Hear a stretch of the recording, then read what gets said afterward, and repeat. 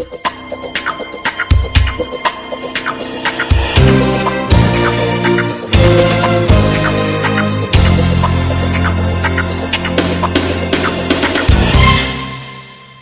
programa Estação Saúde está de volta, hoje recebendo aqui no estúdio o Dr. Mário Caporal e o Dr. Fábio Caporal. Eles são imaginologistas. Nós estamos falando sobre a questão da saúde dos ovários. Para se ter uma ideia, 25% das mulheres em idade fértil podem apresentar algum cisto nesse órgão.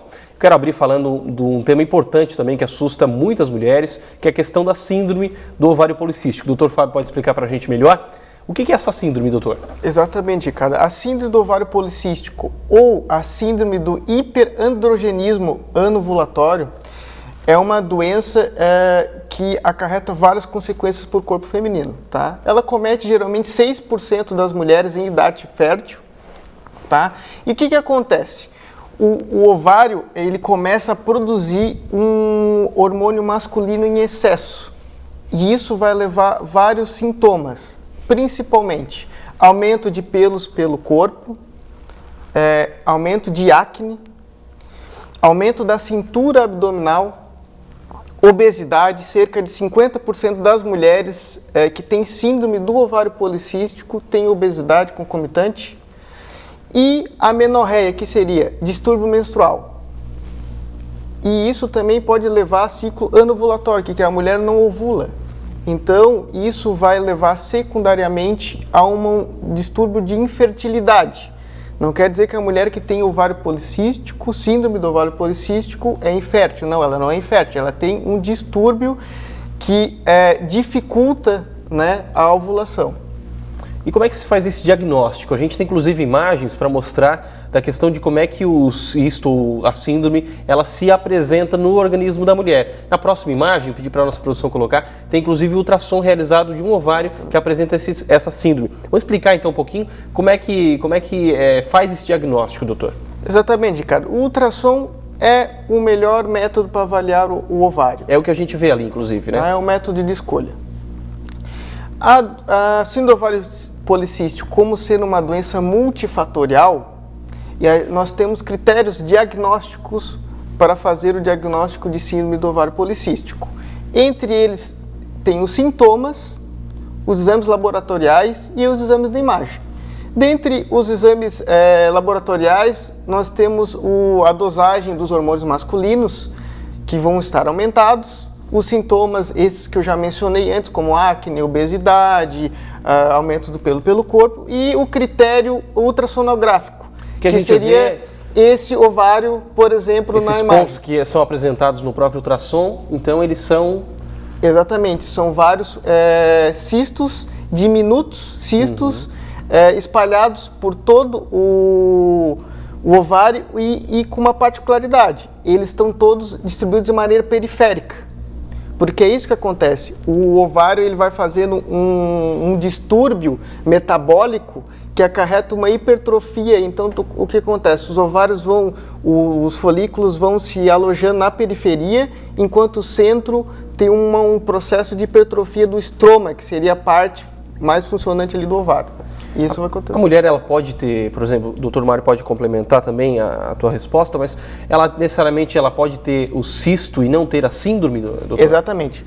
Para termos a síndrome do ovário policístico, nós temos que ter dois dos critérios que eu falei. Ou o critério ultrassonográfico com os sintomas, ou o exame de laboratorial com o exame ultrassonográfico. Nós temos que ter pelo menos 2 desses 3 critérios que eu mencionei para ter a síndrome. Então nós vamos encontrar várias mulheres que têm o aspecto do ovário sugerindo ser ovário policístico, mas não tem a síndrome.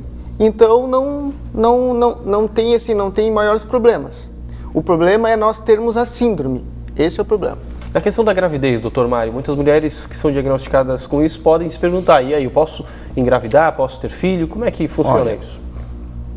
O doutor Fábio colocou muito bem que esses ovários têm esses folículos bem distendidos, esse cisto de periferia, que muitas vezes não se rompe por excesso de hormônio masculino, mas as mulheres que muitas vezes num determinado período podem ter infertilidade, mas realizando o tratamento corretamente que hoje é instituído, não tem maiores problemas.